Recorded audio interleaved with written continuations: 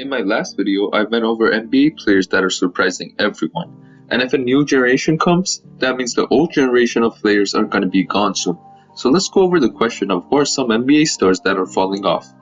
Obviously, I'm going to save the craziest one for the end, so make sure to watch all the way through. Like, the video is only 6 minutes, I'm sure you could do it. Also, according to my analytics, 99% of the people who watch my content are subscribed. So real quick, go ahead and subscribe so you join the 1% group and get access to all my videos as soon as they're out. Alright then, let's get started. Starting us off here is Reddick, who's had a pretty long and amazing career, but is slowly falling off. Throughout his career, Reddick's been a lights-out 3-point shooter and was able to provide 10 to 15 points to his team on any given night. Let's not forget the fact that he was also a 6th Man of the Year contender last season. So then how exactly is he falling off? Well, Reddick isn't exactly young anymore.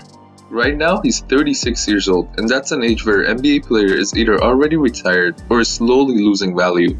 A player's body can only last so long, right?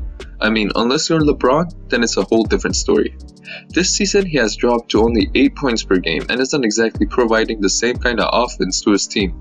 He's also only shooting 30% from 3, where he takes most of his shots from. For a sharpshooter, a stat like that is enough to make you not be a sharpshooter.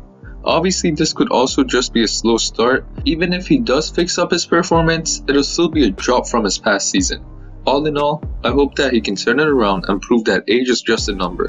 But looking realistically here, Reddick's career is not going to be the same as before anymore. The second player we have on the list is Lou Williams, whose stats has dropped more dramatically than the B population. Last season, he was a 6th Man of the Year candidate, dropping 18 points, 3 rebounds, and almost 6 assists, with a more than solid field goal percentage and a nice consistency from the 3-point range. But well, all of that's pretty much gone now. He's dropping only 9 points and 3 assists, and is shooting less than 40%.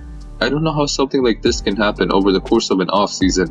I mean, he didn't get injured and the minutes which he plays are pretty much the same. So what's happening? Well, just like Reddick, it's the age factor that's coming in again.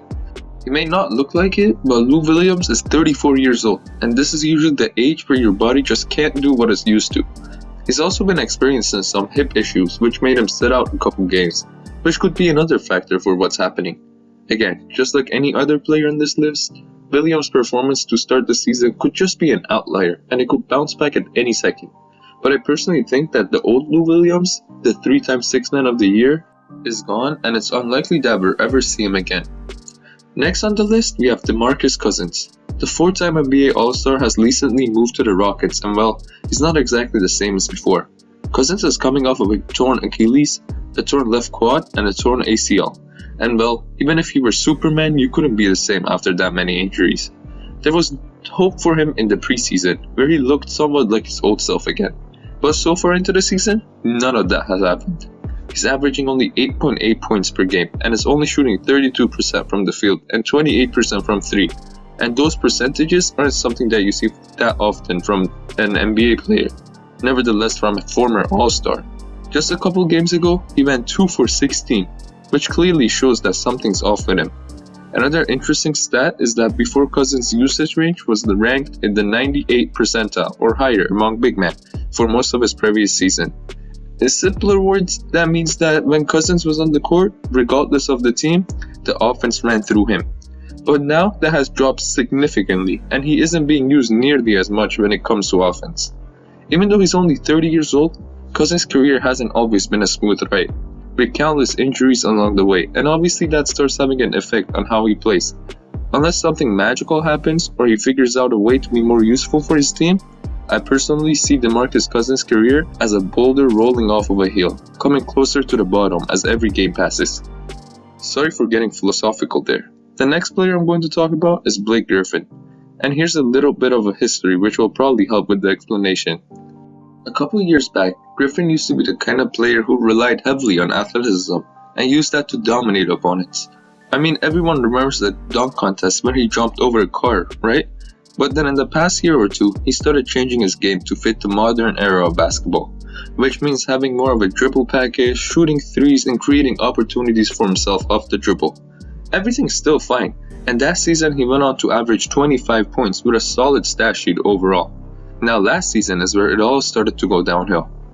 After having 2 knee surgeries, Griffin just isn't like he used to be anymore. This season, he's only averaging 12 points per game, and his team is having one of the worst records in the NBA. A handful of injuries plus old age is pretty much all the player's careers needs to go downhill. But there's still hope, and here's why. Just like some other players coming off of injuries, he could be having a readjustment type season where he gets to connect back to the game and figure out where he is now. By the looks of it though, I'm pretty sure that Blake Griffin is never going to be able to play at the same level as before.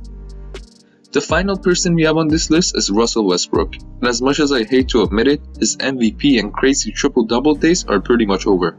To say that Westbrook has had a rough start with the Wizards is kind of an understatement. So far into the season, he's had 163 points, which is a pretty good number, but here's a stat that will blow your mind and realize what I mean. Westbrook has taken 163 shots this season, and he has 163 points. That's pretty mad if you ask me. He has a 37% field goal percentage, which currently ranks 8th worst among all NBA players. The Wizards are 3-11 to start the season, and almost 99% of the work is being done by Bradley Beal, which makes Russell Westbrook be the second scoring option. So we can't say that he's not getting the opportunities to make things happen. I mean, come on, you're in the Wizards. You should be able to drop at least 20 points per game with decent efficiency when you're getting paid $40 million a year. It might be the whole COVID-19 situation with the games cancelling and Westbrook not being able to play for a long time, but I see that pretty unlikely because his bad performances have been consistent. I hope this is one of those times when a star has a bad season but then comes back the next year and absolutely destroys everyone.